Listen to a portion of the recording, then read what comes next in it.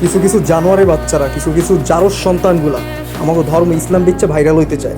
ওদের কথা হয়েছে কি, যদি বাবারে ভালোবাসো, যদি মায়েরে ভালোবাসো, যদি আল্লাহরে ভালোবাসো, তাইলে লাইক দাও, আমারে ফলো করো, আমার ঘন্টাটা ধরিয়ে চারটে ফিসা ফালাও। এগুলো কি মানুষের কাতারে পড়ে যে এইগুলা নিজের ধর্মরে বিকৃতভাবে উপস্থাপন কইরা নিজের স্বার্থ হাসিল করে?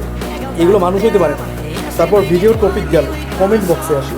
কমেন্ট বক্সে কি বলে, যদি মায়েরে ভালোবাসো তাইলে লাইক দাও, যদি প্রিয় নবী হযরত মুহাম্মদ সাল্লাল্লাহু আলাইহি ওয়াসাল্লামকে ভালোবাসো তাইলে লাইক দাও। আর আজকের আমি একটা কমেন্ট দেখলাম যে ডিরেক্ট লিখে দিছে, যেন ওইটা আমি নিজে বলতেছি যে আল্লাহর কসম আমি লাইক দেব, আল্লাহ মাফ করো। এই জানোয়ারের বাচ্চাগুলোর কি করা উচিত? আর এগুলো তো লিমিট নাই, নাটক, সিনেমা, খেলা, মানে যেখানে পারে সেখানে এইসব দেয়। আর মানুষ কি করবে? মানুষ এগুলো বাধ্য হয়ে করে, কারণ আমাদের ধর্ম একটা ভালোবাসা, একটা ইমোশনের জায়গা। তো সর্বশেষে এইটাই বলবো আমি যে এই সব নিকৃষ্ট ধর্ম ব্যবসায়ীদের কথায় আপনারা না লাইক করবেন, না সাবস্ক্রাইব করবেন, না ফলো করবেন, কিচ্ছু করবেন না। আর আরেকটা কথা বলি যে আল্লাহ এদেরকে হেদায়েত দান করুন। আমিন।